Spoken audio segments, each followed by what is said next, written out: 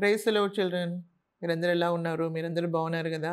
మీ అందరికీ ఇక్కడ ప్రభు అయిన యేసుక్రీస్తు పరిశుద్ధ నామములో వందనములు చెల్లిస్తున్నాను. మరి మనం ఇవాళ లెసన్ నంబర్ 35 చదువుకోబోతున్నాము. మీరందరూ సిద్ధంగా ఉన్నారని అనుకుంటున్నాను. మరి పోయినసారి మనము లెసన్ నంబర్ 34లో మనము ఏం చదువుకున్నాము? పౌలు రాసిన పత్రికల గురించి చదువుకున్నాం. సో, నూతన నిబంధనలో ఎన్ని పుస్తకాలు ఉన్నాయి టోటల్‌గా అని చూస్తే 27 ఉన్నాయి. 27లో 21 పత్రికలు. ఆ 21 పత్రికల్లో 14 పత్రికలు పౌలు రాశారు. సో, మిగిలిన 7 పత్రికల గురించి మనం ఇవాళ చదువుకోబోతున్నాం.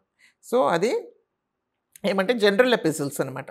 అవంతా కూడా ఏంటంటే అందరికీ వాళ్ళు అంటే ముఖ్యంగా ఎవరైతే యూదులైన వారు ఎవరైతే రక్షణ పొందారో వాళ్ళ కొరకు అంటే చెదిరిపోయి ఉన్నారు, వాళ్ళు లోకంలో అంతా కూడా చెదిరిపోయిన వాళ్ళ కొరకు రాయబడిన ఈ పత్రికలు అనమాట. ఇది 7 పత్రికలు ఉన్నాయి. దాని గురించి మనం చదువుకోబోతున్నాం. దాంట్లో ఈ 7 పత్రికలు మరి నలుగురు ద్వారా రాయబడింది. నలుగురు అపోస్తుల ద్వారా రాయబడి ఉంది. సో, ఇది దీనిలో మెమరీ వర్స్ యూదా 20-21 వచనాలు. బట్ ఈ beloved building up your cells on your most Holi faith, praying in the Holy Ghost, keep yourselves in the love of God, looking for the mercy of our Lord Jesus Christ unto eternal life. తెలుగులో చదువుకుంటే, ప్రియులారా మీరు విశ్వసించు అతి పరిశుద్ధమైన దాని మీద మిమ్మును మీరు కట్టుకొనుచు పరిశుద్ధాత్మలో ప్రార్థన చేయొచ్చు. నిత్య జీవార్థమైన మన ప్రభువగు యేసుక్రీస్తు కనికరము కొరకు కనిపెట్టుచు దేవుని ప్రేమలో నిలిచినట్లు కాచుకొని ఉండుడి. ముఖ్యంగా దీంట్లో మనము ఏం చదువుతున్నామంటే ఈ పత్రికల్లో ఏముంది, విశేషమైన విషయాలు ఏంటంటే యేసుక్రీస్తు గూర్చిన ఒక లోతైన ఉపదేశము మనకు కనబడుతుంది. అంటే యేసుక్రీస్తే ఆ ఉపదేశం, యేసుక్రీస్తులోనే అన్నీ ఉన్నాయి. ఆయనలో అంతా కూడా ఇమిడి ఉన్నాయి అన్నమాట. క్రీస్తులోనే అదంతా కూడా ఇమిడి ఉన్నాయి. యేసుక్రీస్తే మనకు జీవము, యేసుక్రీస్తే మార్గము, సత్యము, జీవము. ఆయనే మనకు వెలుగై ఉన్నాడు, ఆయనే మనకు రక్షణ అయి ఉన్నాడు, ఆయనే మనకు సమస్తమై ఉన్నారు, ఆయనే మన పరిశుద్ధత అయి ఉన్నాడు, ఆయన మనకి జ్ఞానమై ఉన్నారు, దేవుని నుండి వచ్చిన జ్ఞానమై ఉన్నారు. సో, ఆయనే సమస్తం కాబట్టి ఆయనని అంగీకరించడమే, ఆయనని మనం విశ్వసించడమే ఏంటంటే అతి పరిశుద్ధమైన విశ్వాసం అన్నమాట. ఆ విశ్వాసంలో మనల్ని మనం ఏం చేసుకోవాలా? దినం దినం కట్టుకోవాలా. అంటే యేసుక్రీస్తు మరణించి తిరిగి లేచారు. సమస్తంని మనం పరిహారం చేసి మన కొరకై ఆయన మరణించి తిరిగి లేచి ఉన్నారు కాబట్టి, మరి ఆయన పరిశుద్ధాత్మని మనకు అనుగ్రహించున్నాడు కాబట్టి, ఇప్పుడు ఆ ఫౌండేషన్ మీద అంటే ఆ యేసుక్రీస్తు అనే ఫౌండేషన్, అపోస్తులు అంటే యేసుక్రీస్తు మూలరాయి ఉన్నాడు, మరి అపోస్తులు బోధ ఏంటంటే అది పునాది అని రాయబడింది. దాని మీద మనల్ని మనం కట్టుకోవాలని ఉంది కదా. సో, యేసుక్రీస్తు అంటే అది అపోస్తులు ఇచ్చిన బోధ ఎవరు ఏంటి అని మనం చూస్తే యేసుక్రీస్తే. అపోస్తులు ఇచ్చిన మొదటి శతాబ్దంలో ఇవ్వబడిన మన బైబిల్లో ఉన్న పత్రికల్లో అన్నింటిలో కూడా రాయబడింది. వాళ్ళందరూ కూడా పరిశుద్ధాత్మ ద్వారా వాళ్ళకు దేవుడు ఇచ్చిన ప్రత్యక్షతని బట్టి యేసుక్రీస్తు గురించిన విషయాల్ని వాళ్ళు రాశారు. సో, ఆయనని మనం అంగీకరించడమే అనమాట. అదే మన విశ్వాసం. ఆ విశ్వాసంలో మనం ఎప్పుడైతే మనల్ని కట్టుకుంటున్నామో దినం దినం మనం కట్టుకోవాలి, ఆయనలో మనం నిలిచి ఉండాలి. మరి అలాగ నిలిచి ఉండాలంటే ఆయన ఇచ్చిన బోధల్లో మనము ఎదగాల. సో, మనల్ని మనం కట్టుకోవాలంటే దినం దినం ఒక ఫౌండేషన్ వేసిన తర్వాత ఏంటి, దినం దినం దాని మీద ఏం చేయాలా, దాన్ని కట్టుచూ వెళ్ళాలన్నమాట. సో, ఈ విధంగా మనం చేసినప్పుడు ఏమవుతుందంటే మనకు దేవుడు ఇంకా పరిశుద్ధాత్మలో ప్రార్థించాలి. సో, ఇంతే కాదు అంటే ఇప్పుడు మనం మెయిన్లీ ఇప్పుడు ఈ పత్రికలు ఏదైతే ఉందో దాన్ని ఏం చేయాలా, మనం బాగా చదవాలా. చదివేసి మనము బాగా దాన్ని ధ్యానించాలా. మరి యేసుక్రీస్తు మనకై ఏమేమి చేశారు, ఆయన మనకి ఏమై ఉన్నారు, మన జీవితంలో Christ in you the hope of glory అని ఉంది. అంటే మీలో ఉన్న యేసుక్రీస్తు మీకు మహిమగల దేవుడు మీలో ఉన్నారు. సో, అలాంటి దాని మీద మన విశ్వాసాన్ని మనము కట్టుచు మరి పరిశుద్ధాత్మలో మనం దేవుని దగ్గర ప్రార్థన చేస్తూ మరి ఇంకా ఆయన మనకిచ్చిన నిరీక్షణ, మరి ఆయన రాకడ కొరకై ఆయన కనికరం కొరకు మనల్ని ఎదురు చూస్తూ మరి ఆయన ప్రేమలో మనల్ని మనము ఏంటి అలా కాచుకోవాలి. సో, అట్లాగా యేసుక్రీస్తులోనే మనకు సమస్తం ఉంది కాబట్టి ఆ విధంగా మనం చేయాలని చెప్తున్నారు అనమాట. కాబట్టి మనం ఏం చేయాలా, పత్రికల్ని బాగా చదవాలి. That is very very important. So, పత్రికల్ని మనము పక్కన పెట్టేది. రోమీలకు రాసిన పత్రిక నుండి, యూదా నుండి మనము ఏం చేయాలా? బాగా మనము చదవాలి.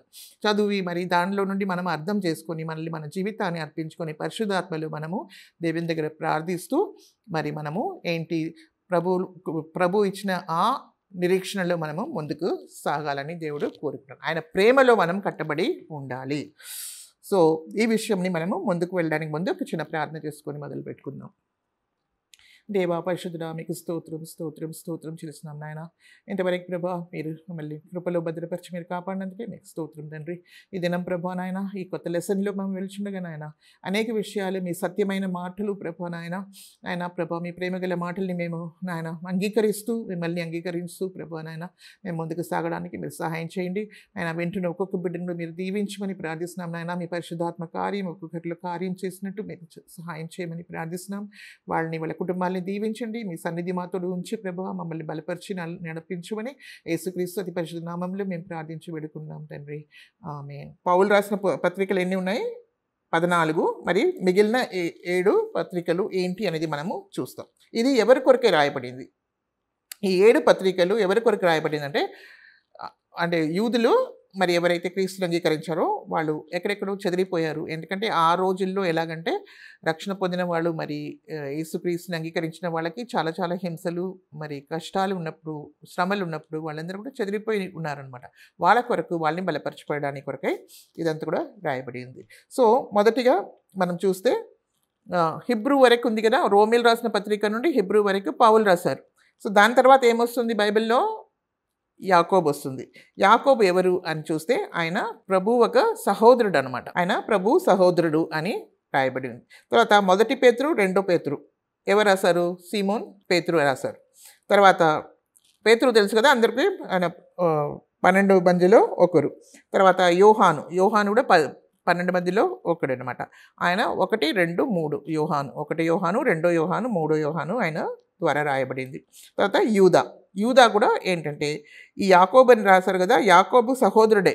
అంటే యాకోబును యూదాను ఇద్దరు కూడా యేసుప్రభు సహోదరులు అనమాట. సో అంటే యేసుప్రభు పరిశుద్ధాత్మ ద్వారా కన్యక గర్భంలో జన్మించారు. తర్వాత వాళ్ళకు జన్మించిన పిల్లలు వీళ్ళు అనమాట. అందులో నలుగురు మనకు కనబడుతున్నారు. ఎవరంటే యాకోబు, యూదా, ఇంకా సీమోను, ఇంకా జోసెఫ్ అని ఉన్నారనమాట. సో ఆయనకు సహోదరులు ఉన్నారనమాట, సహోదరులు కూడా ఉన్నారనమాట.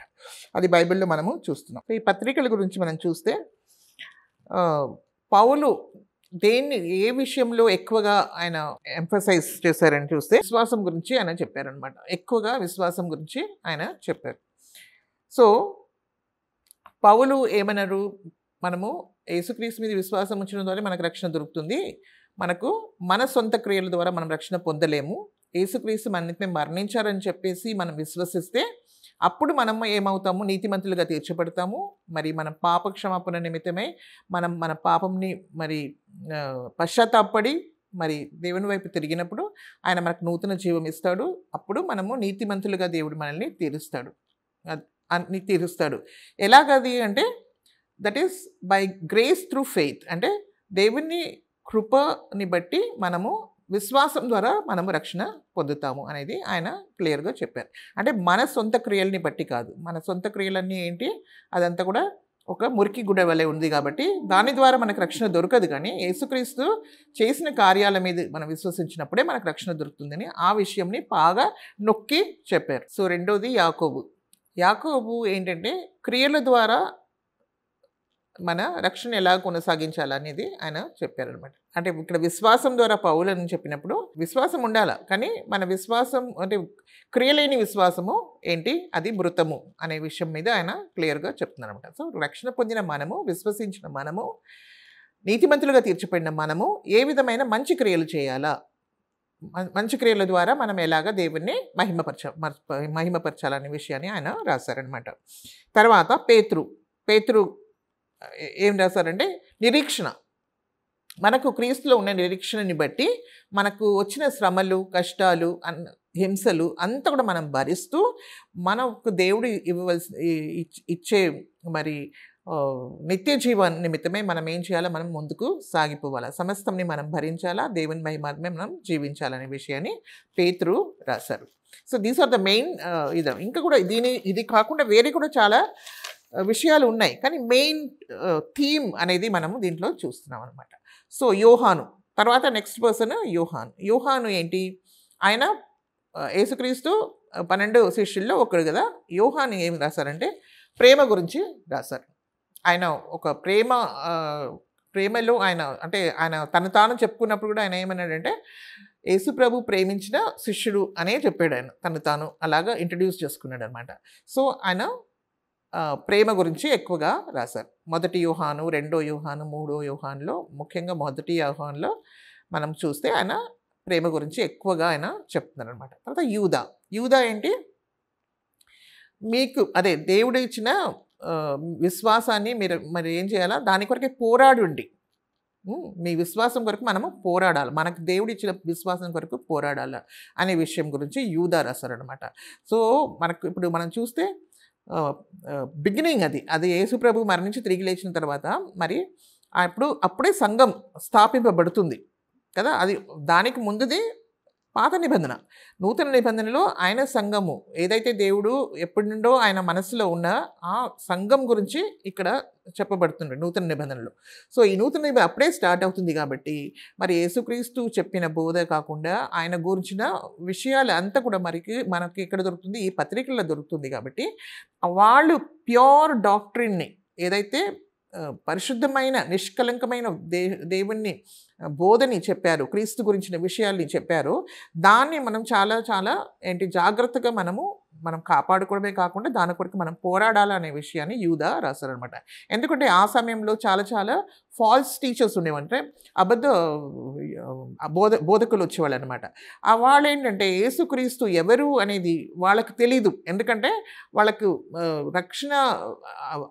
రక్షణ ఒక అనుభవం వాళ్ళలో లేదు కాబట్టి వాళ్ళకు వచ్చినట్టు వాళ్ళు వాళ్ళు కూడా బోధకులు అయిపోయారు. వాళ్ళు కూడా ఏదేదో తీసుకొచ్చి చెప్పడం మొదలుపెట్టారు. కానీ యేసుక్రీస్తు దేవుని కుమారుడు, ఆయన స్టార్ట్ అయ్యింది, ఆయన బిగినింగ్, ఆయన ఆరంభము మరియా గర్భంలో కాదు, కానీ ఎప్పటి నుండో ఆయన he is the creator of the world. లోకాన్ని సృష్టించిన వాడు ఆయన ద్వారానే సృష్టింపబడినాయి.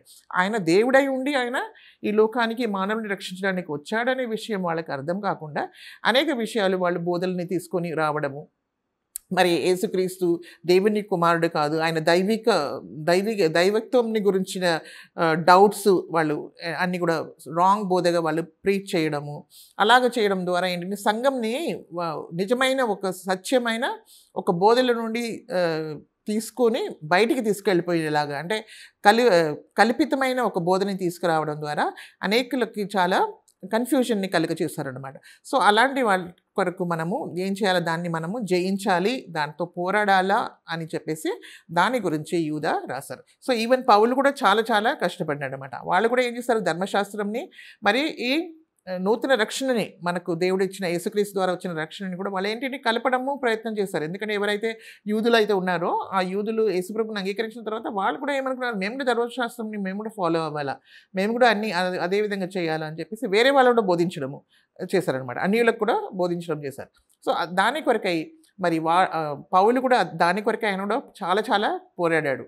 సో ఆత్మలో మనకు ఒక ఆత్మ దేవుడు మనకు పరిశుద్ధాత్మని దయచేసి ఉన్నాడు అనే విషయాల్ని ఆయన చూస్తూ ఆయన చెప్తూ ఆయన వెళ్ళాడనమాట.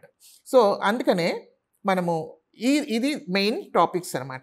పౌలేమో విశ్వాసం గురించి చెప్పాడు, మరి యాకోబు ఏంటంటే క్రియలు చెప్పాడు. కానీ ఇవి రెండు కూడా ఒకటికొకటి విరుద్ధమైంది కాదు. We are saved by faith for good works. We are not saved by good works, but we are saved by faith and for good works. మన దేవుడు మనల్ని ఏంటంటే మనం రక్షణ పొందిన తర్వాత మనము నీతి కార్యాలు మనం చేయాలి. మనం నీతి కార్యాలు చేయడానికి దేవుడు మనకు సమస్తం అనుగ్రహించాడు, పరిశుద్ధాత్మని అనుగ్రహించారు, మనల్ని నడిపిస్తున్నారు. కాబట్టి మనము తప్పకుండా ఆ మార్గంలో మనము నడవాలన్నమాట. అందుకనే దీనికి ఎలాంటి కాంట్రడిక్షన్ ఏం లేదు. అంత కూడా దీనికి సంబంధమైన ఒక టాపిక్సే మనకు దొరుకుతాయి అన్నమాట. సో ఇక్కడ మనము చూస్తే యాకోబు రాసిన పత్రిక గురించి మనము చూద్దాము. యాకోబు ఎవరు అని చూస్తే ఆయన యేసుప్రభు ఒక సహోదరుడు, ఈజ్ హాఫ్ బ్రదర్ అని చెప్పొచ్చు. కానీ ఆయన యేసుక్రీస్తు మరణించడానికి ముందు ఆయన యేసుప్రభుని నమ్మలేదు. వాళ్ళ సహోదరులు ఎవరు కూడా నమ్మలేదనమాట. కానీ యేసుక్రీస్తు మరణించి తిరిగి లేచిన తర్వాత అప్పుడు వాళ్ళు కనిపించిన తర్వాతనే వాళ్ళు నమ్మారు. అదే కాకుండా మనము చూస్తే పరిశుద్ధాత్మ ద్వారా వాళ్ళు నింపబడినప్పుడు, అంటే పెంతెకోస్తు దినమందు అప్పుడు కూడా వీళ్ళు అక్కడ కనబడినారనమాట. మనం చూస్తే ఇది అపోస్తల కార్యం 1:14 అది మనము చూస్తున్నాం. వీరితో కూడా కొందరు స్త్రీలను, యేసు తల్లి అయిన మరియయు ఆయన సహోదరులను ఏక మనస్సుతో ఎడతెగక ప్రార్థన చేయుచుండ్రి. వాళ్ళు అందరూ కూడా కలిసి వాళ్ళు ప్రార్థన చేశారు కదా. అప్పుడు ఆయన సహోదరులు, వాళ్ళ తల్లి కూడా, తర్వాత ఆయన సహోదరులు అందరూ కూడా ఏకంగా ఉన్నారు. సో అందులో యాకోబు కూడా ఉన్నాడు అనమాట. అక్కడ ఆయన కూడా పరిశుద్ధాత్మతో నింపబడినాడు. సో ఆయన యెరూషలేములో మరి ఆయన ఒక పెద్ద అనమాట. అక్కడ ఆయన సేవ చేసినట్టు మనం చూస్తున్నాం అనమాట. యేసు ప్రభు మరణించే వరకు వాళ్ళు నమ్మలేదు, తర్వాతనే వాళ్ళు నమ్మారు. తర్వాత వాళ్ళు ఏంటంటే ఆయనని ఎప్పుడు కూడా ఆయన శరీర ప్రకారంగా ఆయనని సహోదరుడుగా వాళ్ళు ఎప్పుడు కూడా అనుకోలేదన్నమాట. తర్వాత ఆయనని ఏ విధంగా వాళ్ళు అంటే వాళ్ళు ఎలాగ అడ్రస్ చేసుకున్నారంటే, మేము ఆయన దాసులము, యేసుక్రీస్తు దాసులమనే చెప్పారనమాట. ఎవరు? యాకోబును, ఈవెన్ యూదా కూడా ఆ విధంగానే వాళ్ళు అడ్రస్ చేశారు. అదే కాకుండా ఆయన యెరూషలేములో ఆయన ఒక సంఘం, ఆయన ఒక సేవకుడుగా ఉన్నారనమాట.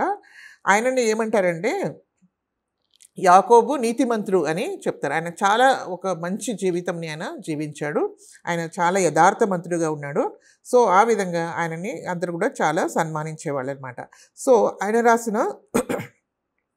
రాసిన యాకోబు పత్రిక మొదటి పత్రిక అనమాట. అసలు అందరికన్నా ముందు రాయబడిన పత్రిక, పౌలు కన్నా ముందు రాయబడిన పత్రిక. అది ఎప్పుడంటే AD 44లో యాకోబు అనే పత్రికని రాశారని మనము చూస్తున్నాం అనమాట.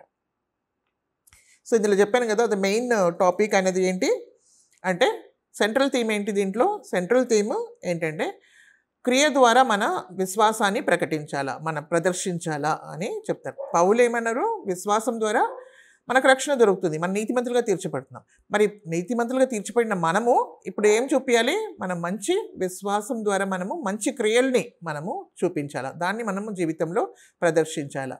ఇప్పుడు దేవుని వెలుగు మనలో వచ్చింది, ఇప్పుడు ఆ వెలుగు సంబంధమైన కార్యాలు మన జీవితంలో కనబడాలి, కానీ పాత జీవితం మనలో కనబడకూడదు అనే విషయంని ఆయన తెలియపరిచారనమాట.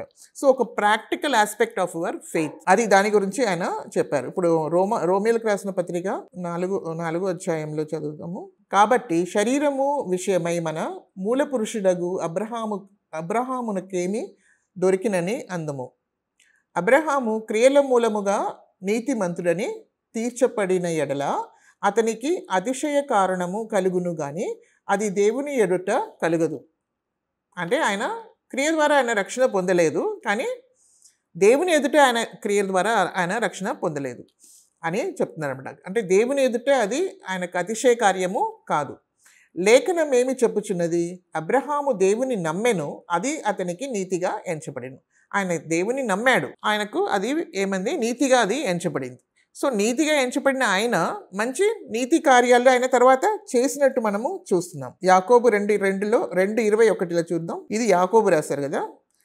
ఇక్కడ ఏమని ఉంది చూడండి. మన పితరుడైన అబ్రహాము తన కుమారుడైన ఈసాకును బలిపీఠము మీద అర్పించినప్పుడు అతడు క్రియల వలన నీతిమంతుడని తీర్పు పొందలేదా?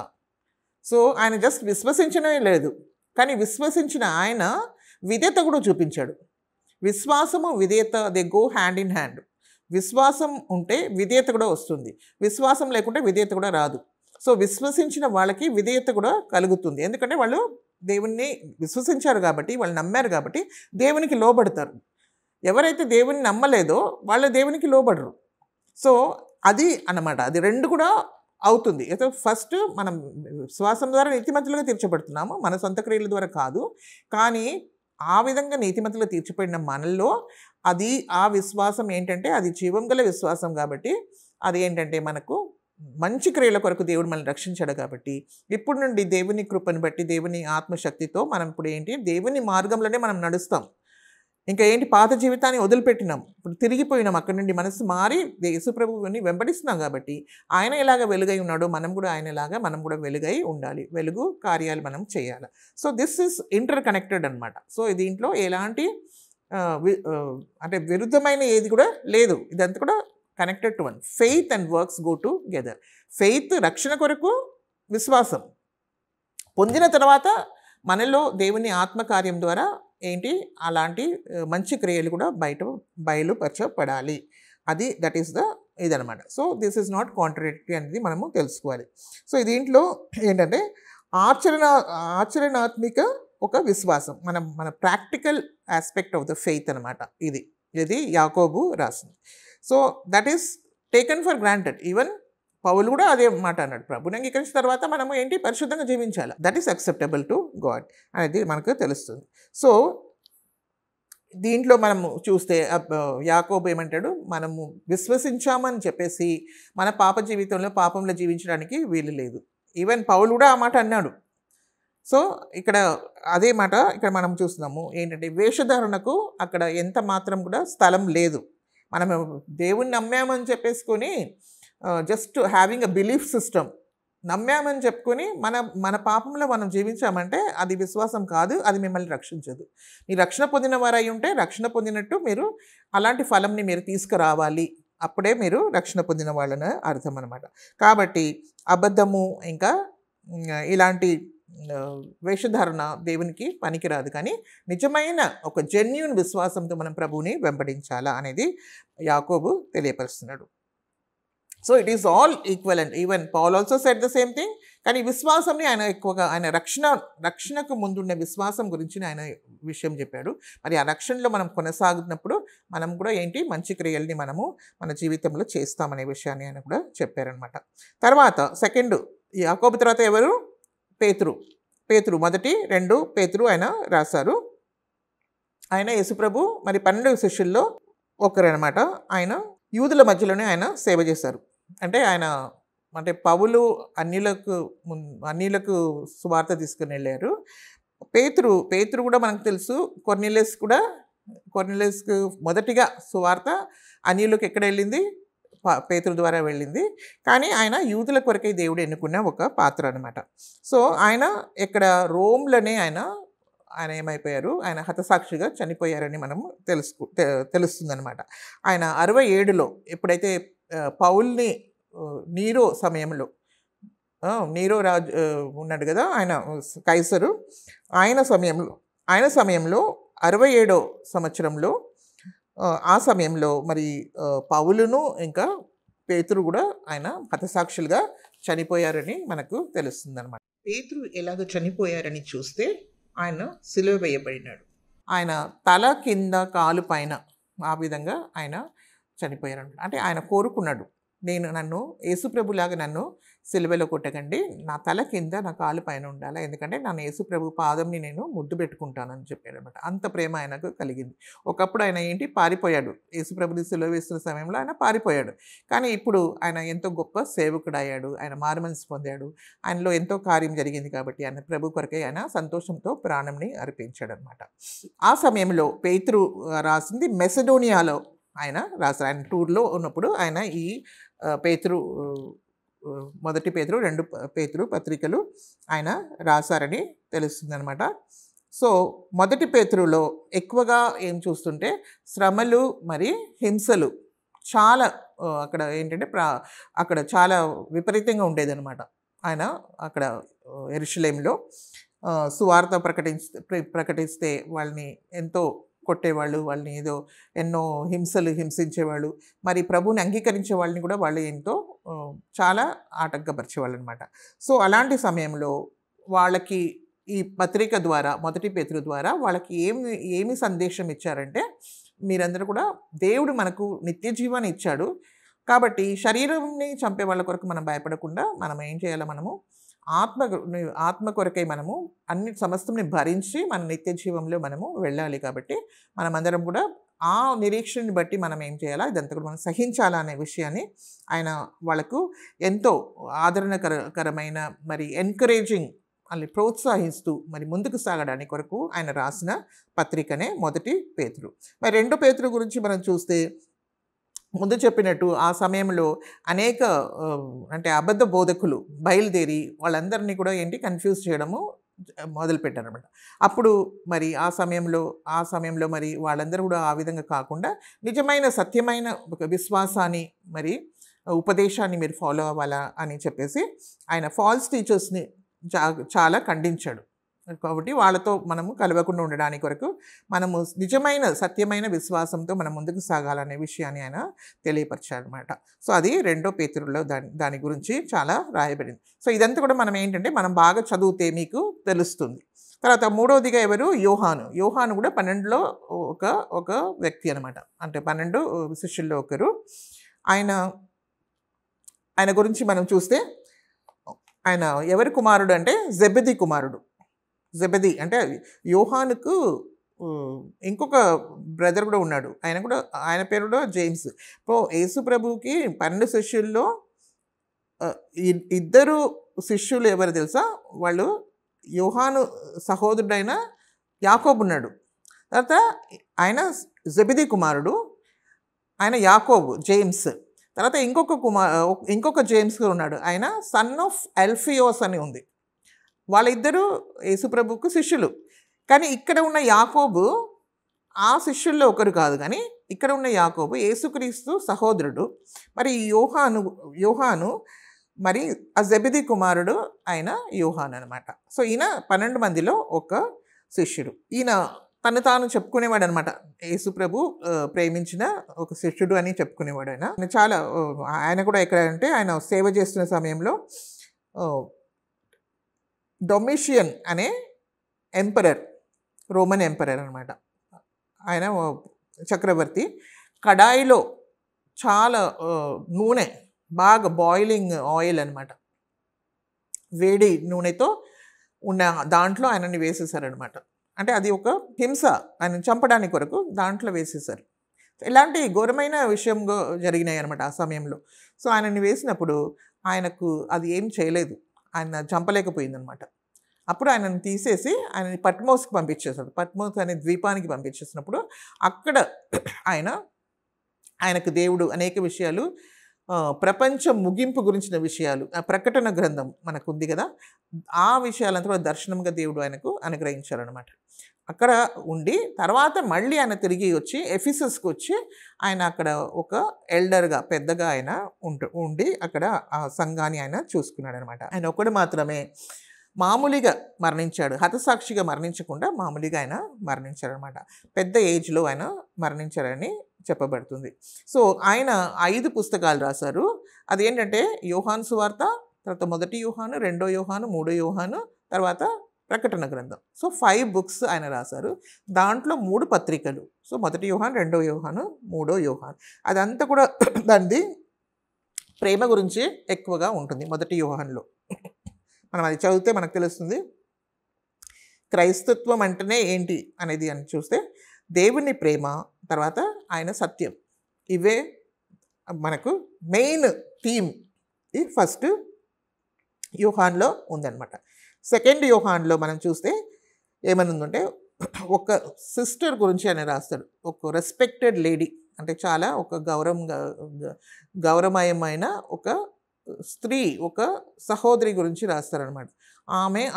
ఆమె పిల్లలు వాళ్ళకు గురించి ఆయన రాస్తే కొన్ని హెచ్చరికలు ఇస్తారనమాట. అంటే క్లియర్గా మన అందరిని కూడా ప్రేమించాలా, అందరిని కూడా ఐక్యంగా ఉండాలి, ఆ విషయాలంతా కూడా ఆయన చెప్తారు. తర్వాత వాళ్ళు సత్యంలో నడుస్తున్నారు అనే విషయంలో వాళ్ళకు ఎంతో వాళ్ళని ప్రోత్సహిస్తూ సంతోషపడుతూ అందులో ఆయన రాస్తారనమాట. అది 2 యోహాను. 3 యోహాను గయస్ గురించి రాస్తారనమాట. గయస్ అనే ఒక విశ్వాసి గురించి, ఆ సేవకుడు ఉండొచ్చు, ఆ బ్రదర్ గురించి ఆయన రాస్తారనమాట. అది కూడా మరి ఏ విధంగా వాళ్ళు సత్యంలో నడవాలి, మరి ఫాల్స్ టీచర్స్ ఎవరైతే అబద్ధ బోధకులు ఉన్నారో వాళ్ళ నుండి జాగ్రత్త పడాలా అనే విషయాల గురించి దాంట్లో రాయబడింది. సో 2 జాన్ అండ్ 3 జాన్ ఒక్కొక్క చాప్టర్సే ఉంటాయి. ఆ లెటర్స్ ఒక్కొక్క చాప్టర్సే, దాంట్లో మీరు చదివితే మీకు తెలుస్తుంది అనమాట. సో ఈ విధంగా మనం చూస్తే యోహాను రాసిన పత్రికల్లో ఈ 3 విషయాలు రాయబడింది. మొదటి ప్రేమ, సెకండ్ ఒక లేడీకి రాస్తున్నారు. వాళ్ళేంటంటే ఏక మనస్సు కలిగి ఉండాలా అనే విషయం తెలియపరుస్తున్నారు. అదే కాకుండా వాళ్ళు సత్యంలో వాళ్ళు నడుస్తున్నందుకు వాళ్ళు సంతోషిస్తూ అది రాస్తారనమాట. ఇంకా థర్డ్ గయస్ అనే వ్యక్తి కొరకు రాశారనమాట. ఎంతో ప్రోత్సహిస్తూ వాళ్ళు సత్యంలో నడుస్తున్నారనే విషయంని బట్టి సంతోషిస్తూ be careful with the false teachers, అంటే అబద్ధ బోధకుల గురించి మీరు జాగ్రత్త పడండి అనే విషయాన్ని దాంట్లో రాశారనమాట. దీంట్లో యోహాను రాసిన పత్రికలోనే 2 యోహాను 9th verseలో మనం చూస్తే ఏమైనా ఉంది, డాక్ట్రిన్ ఆఫ్ క్రైస్ట్ అని రాయబడింది. సో యేసుక్రీస్తు గురించిన బోధ, అంటే క్రీస్తు గురించిన బోధ, ఆయనని అంగీకరించడం ఏ విధంగా, ఈ విషయాల గురించి కూడా దాంట్లో రాయబడి ఉంది. అదే మనకు ఉండాలా తప్ప ఈ ఫాల్స్ టీచింగ్, అంటే యేసుక్రీస్తు పర్సన్, అంటే వ్యక్తి ఎవరు, ఆయన దేవుడై ఉండి ఆయన మానవుడిగా వచ్చాడు, ఆయన మనకు రక్షణ అయి ఉన్నాడు, ఆయనను అంగీకరించే వాళ్ళకి రక్షణ ఉంది, ఎవరైతే క్రీస్తుని కలిగి ఉంటారో వాళ్ళకి రక్షణ ఉంది, ఎవరైతే క్రీస్తుని అంగీకరించలేదో వాళ్ళకి రక్షణ లేదు. ఇలాంటి విషయాలంతా కూడా ఏంటంటే క్రీస్తు గూర్చిన ఒక బోధ. ప్రభువుని మనము, జీవం గల దేవుని మనం హృదయంలో అంగీకరించాలా, మనం రక్షణ పొందాలా. ఇప్పుడు క్రీస్తుని అంగీకరించడంలో అంత ఉంది ఇప్పుడు. సో మనకు ఇప్పుడు వేరే ఏది కూడా మనం చేయనక్కర్లేదు, కానీ యేసుక్రీస్తులో మనం ఉంటే అంత కూడా కరెక్ట్గా నడుస్తుంది అనమాట. ఆత్మలో మనం నడవడానికి వీలు ఉంటుంది, లేకుంటే మనం శరీర రీతిగా మనము వెళ్ళిపోతాం. కాబట్టి మనం క్రీస్తుని కలిగి ఉండాలి అనే విషయంని కూడా ఈయన రాస్తారనమాట. దెన్ ఫోర్త్లీ ఇప్పుడు యూదా గురించి మనం చెప్పాం కదా, ఆయన కూడా యేసుక్రీస్తుకి హాఫ్ బ్రదర్, అంటే ఆయన కూడా ఒక సహోదరుడే. మరియాకు జన్మించినవాడు, మరియా జోసెఫ్కు జన్మించినవాడు. యేసుక్రీస్తు పరిశుద్ధాత్మ ద్వారా మరియా ద్వారా ఈ లోకానికి వచ్చారు. ఆ యేసుక్రీస్తు మెస్సాయ, దేవుని కుమారుడు. కానీ యూదా వాళ్ళకి ఒక ప్రకృతికి సంబంధమైన ఒక కుమారుడు, ఎవరికి, యోసేపును మరియాకును. తర్వాత ఈయన యాకోబుకి సహోదరుడు. ఓకే, సో ఈయన స్పెషల్గా ఆయన చెప్పేది ఏంటంటే, ఆయన కూడా ఇప్పుడు మనము యూదా రాసిన పత్రిక 20-21 మనం చదివాం కదా, ఏ విధంగా మనం జీవించాలా, పరిశుద్ధమైన విశ్వాసం, దేవుడు మనకిచ్చిన పరిశుద్ధమైన విశ్వాసం పైన మనల్ని మనం కట్టుకొని, మరి ఆయన ప్రేమలో మనం కట్టబడుతూ, మరి ఆయన రాకడ కొరకై, ఆయన కనికరం కొరకై మనం వేచి ఉండి, మనము నిత్య జీవార్థమైన ఆ రక్షణ కొరకే మనమంతా కూడా వేచి ఉండాలనే విషయాన్ని మనం చదివాం కదా. అదే కాకుండా ఇంకొకటి కూడా మనం చదువుదాము. యూదాలో, ప్రియులారా, మనకందరికీ కలిగేడు రక్షణము గూర్చి మీకు వ్రాయాలనని విశేష ఆసక్తి గలవాడనై ప్రయత్నపడుచుండగా పరిశుద్ధులకు ఒక్కసారే అప్పగింపబడిన బోధ నిమిత్తము మీరు పోరాడవలనని మిమ్మను వేడుకొని మీకు వ్రాయవలసి వచ్చింది. మన అందరికీ కలిగే రక్షణ గురించి ఆయన రాయాలనుకున్నాడు, కానీ ఇది చాలా ఇంపార్టెంట్ కాబట్టి దీని గురించి నేను రాస్తున్నాను. ఏంటంటే, దేవుడు మనకు ఒకేసారి అనుగ్రహించిన ఆయన పరిశుద్ధ బోధ, పరిశుద్ధులకు అప్పగింపబడిన బోధ నిమిత్తమే మనం ఏం చేయాలా, పోరాడాలా, దాన్ని కాపాడుకోవాలా. డిఫెండ్ యువర్ ఫెయిత్, మీ విశ్వాసాన్ని, సరి అయిన విశ్వాసాన్ని మీరు కాపాడుకోవాలా అనే విషయాన్ని ఆయన తెలియపరుస్తున్నాను. 67వ సంవత్సరంలో ఆయన ఈ పుస్తకం రాసినట్టు మనకు తెలుస్తుందన్నమాట. అదేవిధంగా మన యోహాను కూడా అదే సమయంలోనే ఇదంతా కూడా రాశారనమాట. 65 నుండి 67 వరకు రాసినట్టు మనం చూస్తున్నాం. సో ఈ విధంగా మనము ఈ 7 పత్రికల గురించి మనం ఇప్పుడు చూసుకున్నాం. ఏంటి, 1 యాకోబు, తర్వాత పేతురు, 1 పేతురు, 2 పేతురు, తర్వాత యోహాను 3, 1 యోహాను, 2 యోహాను, 3 యోహాను, తర్వాత యూదా. సో ఇది 7 ఎపిసోడ్స్ అనమాట, 7 పత్రికలు. ఇదంతా కూడా చాలా ఏంటంటే ఈ బోధ గురించి రాయబడి ఉంది. ఇది మన అందరికీ కొరకు రాయబడి ఉన్నాయి. పౌల్ది 14, ఇది 7. సో 21 దీంట్లో 21 పత్రికల్లో ఏంటంటే మనకు యేసుక్రీస్తు గురించిన సారాంశం అయిన బోధ మనకు దొరుకుతుంది. కాబట్టి ఇది చాలా చదవడము చాలా అవసరము. కాబట్టి మీరు దినము కూడా మీరు దాన్ని చదవండి. మనము పౌలు రాసిన పత్రికలు, గలితీలు రాసిన పత్రిక, ఎఫెసీ, ఫిలిపియన్స్, కొలెసీ, ఇవంతా రోమన్స్ ఇవంతా కూడా మనం చాలా మంచిగా చదవాలి. అదే కాకుండా ఇవంతా కూడా మనము చదివితే మన ఆత్మకు మనం ఎంతో బలంని పొందుకున్నట్టు మనకు ఉంటుందన్నమాట. సో ఆ విధంగా మనం ఆత్మలో అంటే అంతరంగ పురుషుడు దినం దినం బలపరచబడడానికి దేవుడు ఇచ్చిన బోధలు ఇది. కాబట్టి క్రీస్తుని కలిగి మనం జీవించడానికి దేవుడు కోరుకుంటున్నాడు. దేవుని నామ స్తోత్రం. ఇది 35 లెసన్స్ అయిపోయినాయి ఇవాళతో. కాబట్టి వెరీ షార్ట్లీ మీకు ఎగ్జామ్ కూడా ఉంటుంది. దాని కొరకు మీరు ప్రిపేర్ అవ్వాలని కోరుకుంటున్నాను. మీకు ప్రాజెక్ట్ వర్క్ కూడా ఉంటుంది. ప్రాజెక్ట్ వర్క్ కూడా మీరు ప్రిపేర్ అవ్వాలా. మీరు అది అదంతా కూడా రాసి మీరు ఇవ్వాలి. తర్వాత మీరు రెడీ అవ్వండి. ఇదంతా కూడా మీరు బాగా చదవండి. అంతే హోల్ బుక్ అని కాదు. 16 చాప్టర్ నుండి 35 చాప్టర్ వరకు. Lesson number 16 to 35. కాబట్టి మీరు బాగా చదివి మీరు మంచిగా రాయాలా. మీ జీవితాన్ని దేవునికి అర్పించుకోండి. మీరందరూ రక్షణ పొందాలని కోరుకుంటున్నాను. మీరందరినీ దేవుడు చాలా చాలా దీవించిన గాక.